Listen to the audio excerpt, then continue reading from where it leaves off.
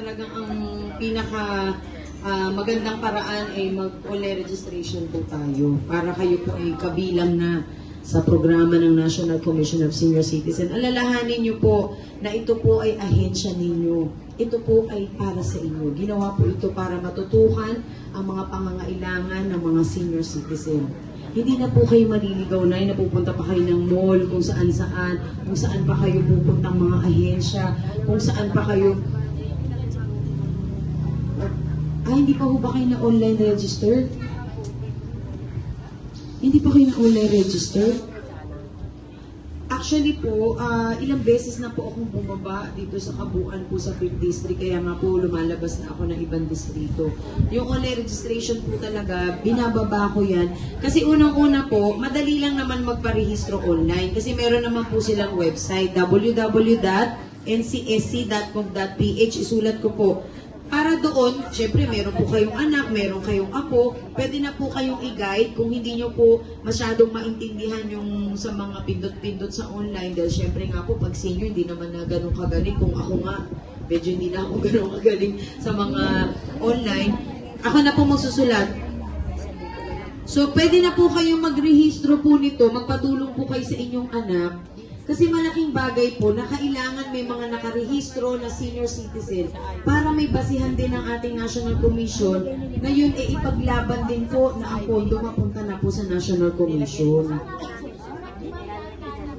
So ito na rin po yung pagkakataon ninyo na talaga namang maramdaman nyo rin yung benepisyo na para po talaga sa inyo.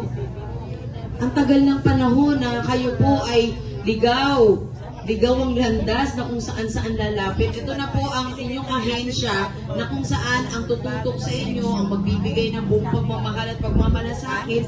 Kaya sana po, tangkilikin po natin. Dahil dito po sa website na yan, pwede na po kayo magrehistro online. At may mga update po ng mga balita tungkol sa mga programa.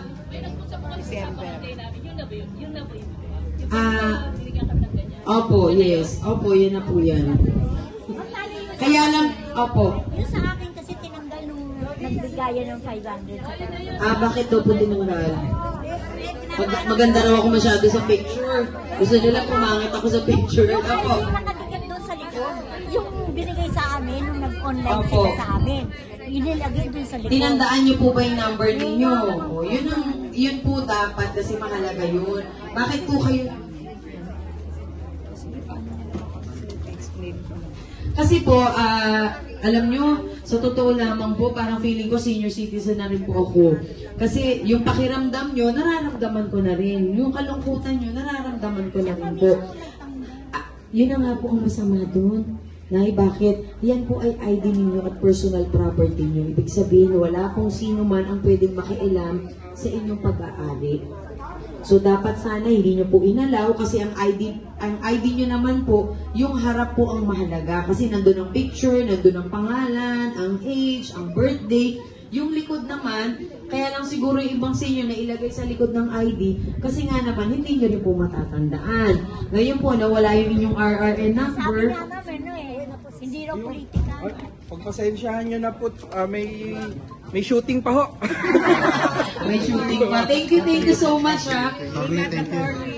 So, yung RRN number nyo, napakahalaga po niyan kasi yan ang magsasabi na kayo po ay rehistrado na. Siyempre, may mga pangalan na minsan magkakatulad. Yung number nyo, kumbaga sa ATA, password nyo po yan. Ma'am, nakita nila yung pangalan mo. Yun na nga po ang problema. Ano po ang problema sa pangalan ko, Mara Tamundo? Pangalan ko talaga yun. Wala naman akong magawa. Hindi ko pwedeng palitan. Alam po ninyo, syempre alam ko naman, nagkaroon ng mga haka-haka tungkol dyan. Unang-una po, yung ginagawa kong online registration, yan po ay pagtulong ko lamang sa mga senior citizen. Bakit po? Sapagkat ang inyong papel na pinilapan 3 years ago, na kinolekta po sa inyo ng barangay na punta sa OSCA, ay hindi naman po nagalaw. Kaya ngayon, nung nangangailangan na po ng mga senior citizen, ng mga listahan, ang National Commission para ma-encode nga po yan, ang problema naman, nagulat sila na ang inyong mga papel ay nakatenggalan. So, paano po mangyayari na ma-encode yun? Sino pong gagasto? Sino po ang mag-volunteer? Sino po ang magpapakahirap na yun ay maipasok ng tama at masiguro na yung mga ipapasok na senior ay talagang aktibo po at talagang yung mga information na nandun, dapat kayo lang makakaalam. So, yun po ang problema. Ang katwiran nga po nila, wala nga raw pong budget. So, pag sinabi po bang walang budget, wala na rin tayong gagawin. Wala na rin pong pag-asa. Siyempre, ako po, lumabas, kumilos, ginastos ko po yung sarili kong pera para lamang makatulong na mabigyan kayo ng encoders, ma-provide kami ng cellphone, may internet, ma-assist po kayo, bumababa po kami sa bawat barangay, pumupunta po kami mula umaga, inaabot kami hanggang gabi. Yung pinakita po namin na paraan ng pagtulong na yan ay pagmamahal po para kayo ay matulungan. Kaya lamang, nabigyan po ng mali siya ng ibang tao. Na ang hindi po nila naisip, ang naapektuhan dito, kayo po. So ngayon na wala po yung RR number, sabihin niyo po sa barangay, i-recover po nila yung RR number. Paano po natin malalaman? Sila mismo hindi SWD.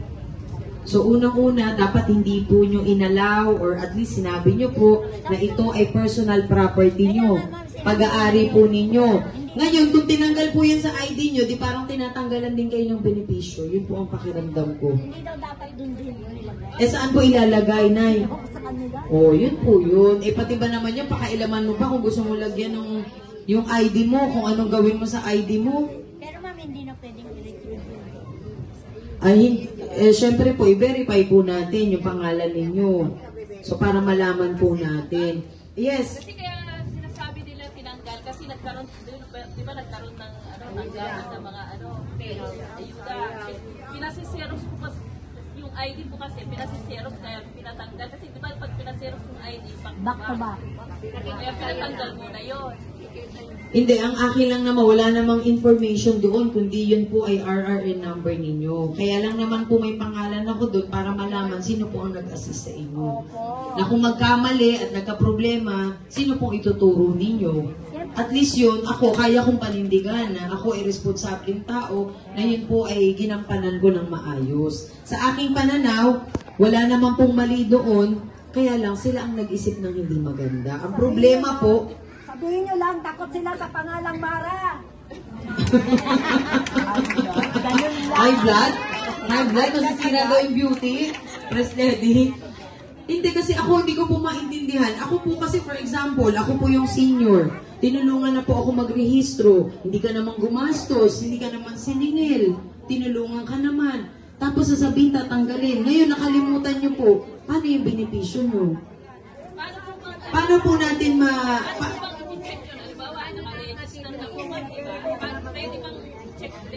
Pwede nyo po i-verify yun. Pero lagi nyo pong tandaan na ito po ay karapatan ninyo.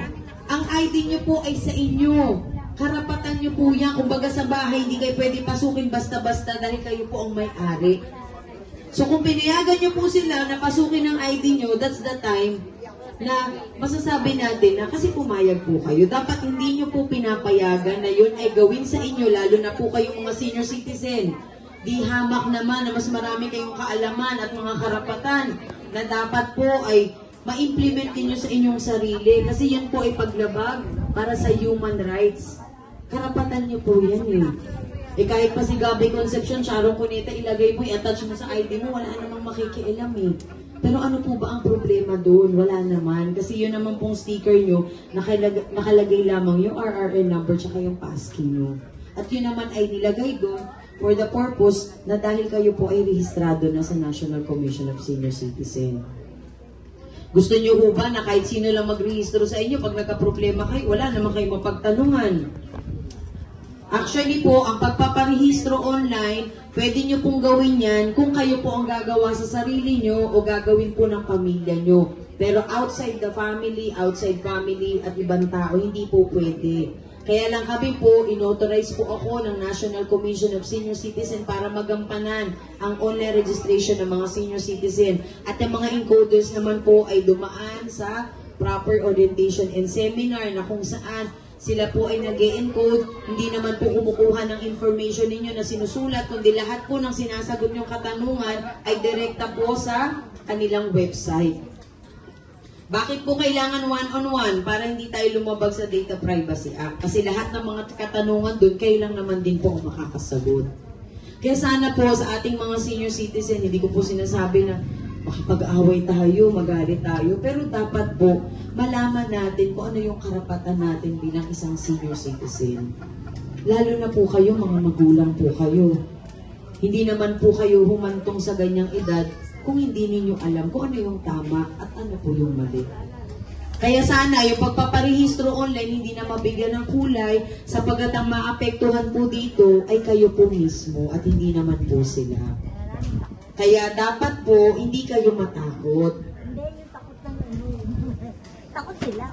Eh yun na nga po, takot sila. Di hayaan natin sila matakot. Wala na po tayong problema doon ay. Kasi ang kailangan po natin, makompleto ang online registration ng mga senior citizen. Papayag ba kayo na ang 43 billion na ibinaba ng mahal na presidente para sa health insurance ng bawat senior citizen na 5,000 each ay mapunta sa wala? Papayag po ba kayo na nandyan na po yung budget, pangalan nyo lang ipapasok, tapos mawawala ng ganun? Ibig ko sabihin, papayag po ba kayo na yung karapatan ninyo mawala, yung benepisyo ninyo mawala, dahil lamang sa kanilang political career, na sa tingin nila ay makakaganda lang para sa sarili nila? Ito po ay ginagawa lamang natin para sa pangkalahatan, yung makakabuti po para sa ating lahat. Kung tutuusin, ako po ay hindi pa senior citizen. At kung titignan nyo, at kung iisipin nila na ako po ay makikinabang dito sa ginagawa ko, paano po ako makikinabang? 46 years old pa lang po ako. Kung ano man po yung benepisyo na meron kayo, gusto ko po kayo ang direktang makinabang. Kaya pinaglalaban ko po ang mga senior citizen na hindi na po kayo apihin dahil sa tagal ng panahon. Ako po ipinanganak at lumaki dito sa Holy Family Oro A. Nickel. Wala pa ako nakitang benepisyo ng senior citizen, namatay na lola ko. Lolo ko namatay, ang mama ko 73. Wala pa akong benepisyo, ngayon pa lamang. So bakit natin pipigilin? Bakit natin aalisin yung karapatan natin? Andiyan na po ang National Commission of Senior Citizen na nakikipaglaban at si Mara Tamundong na nakikipagbunuan sa bawat barangay. Para lamang naman kayo, magkaroon din po kayo ng tamang benepisyo. Diyos ko, hintayin pa ba natin na makuba na tayo, hindi na tayo makalabas? Nasa rocking chair na tayo, pagkatapos pag-uusapan natin, wala kasi tayong ginawa noon eh, sayang, hindi natin nakuha yung mga benepisyo. Sino po ang apektado? Mga anak po ninyo at mga apo, pag hindi po tayo kumilos ngayon. Sasayangin niyo po ba yung mga beauty niyo, kaalaman niyo, pagiging active niyo, kung sa konting takot nila, magpapadala po tayo sa kanila. Ano pong mangyayari sa atin? Hindi naman nila pinakakain ng pamilya natin. Hindi naman po binabayaran ng sapatos yun pag napudpud. Hindi naman kayo bibilhan ng lipstick. Hindi naman kayo bibilhan ng gamot kung wala na po kayong pambili. Ito pong benepisyo ay entitled po bawat senior citizen na hindi po nila dapat alisin sa inyo. Kung alam nyo lang po kung paano ako nakipagbunuan para lamang maipaglaban po ang online registration. Inaawat po nila sapagkat napakalaki po ng budget na ibinigay para sa inyo. 43 billion.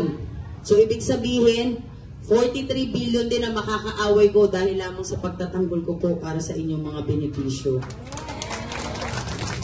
Sabi ko nga po nananahimik po ako sa bahay dahil lamang sa pagmamahal ko at binigyan ako ng Panginoon ng pagkakataon na makatulong, ginawa ko po ito. Nagkaroon ako ng mga kaaway, marahil may mga naiinggit, pero hindi ko po dinala yun. Kung hindi, ang inisip ko po yung sitwasyon ng mga senior citizen. Pag po ako matatakot sa kanila, sino ba sila? Anong akala nila? Matatakot nila ang isang taga San Andres Bukid, Maynila? Nagkakamali sila.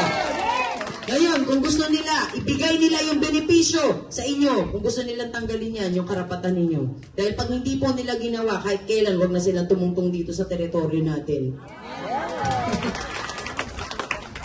Yun po ang akin Kasi ako may magulang din, naawa ko sa mama ko, halagang 500, nakikipagbuluan pa sa City Hall. Kahit anong kumbinsi ko po sa mama ko, na ma, pantaksi mo lang yan, mag-grocery pa tayo, bibili ka pa. Pero sabi ni mama, hanggat meron akong pangalan dito na nakalista na beneficiary ako, ibig sabihin buhay pa ako at kinikilala ko ng gobyerno.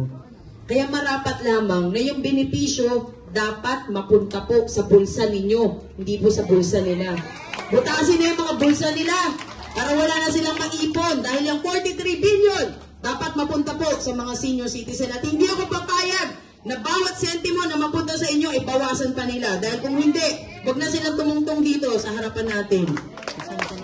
Kaya sana maintindihan niyo po ang nararamdaman ko. Bawat isa sa mga senior citizen may problema. Bawat isa po sa inyo nagugutom. Bawat isa sa inyo may problema sa gamot. Ngayon po binigyan tayo ng pagkakataon, ba't hindi po natin ipaglaban yung ating sarili? Lalo na kayo po ang mga leader ng barangay, ipakita po ninyo na kayo po ay isang Gabriela Silang. Na syempre higit sa lahat, bago po ko ipinanganak, nauna na po kayo. At higit sa lahat, mas marami po kayong kaalaman sa akin. Kaya ang respeto ko po sa mga senior citizen ay gano'n na lamang po kataas. Kaya sino sila para panghimasukan ang karapatan at benepisyo ng mga senior citizen. Kaya para sa ating lahat, ipaglaban po natin ang benepisyo ng mga senior citizen! Dahil pag hindi, babanatin po sila dito sa harapan ninyo. Pero ang gusto ko lamang sabihin, maraming salamat. Huwag po kayong mawalan ng pag-asa dahil bawat problema ay may solusyon. Bawat kumakalam na sikmura, mayroong pag-asa na tayo po ay mabibigyan ng biyaya. Kaya sana po tulungan po ninyo ako sa pakikipaglaban. Sabi ko po sa inyo, hindi ko na po iniisip ang sarili ko, kundi ang iniisip ko na lamang kung ano po ang kahihinatnan ng mga senior citizen kapag hindi po natin ito ginawa. Kaya maraming salamat po sa inyong lahat!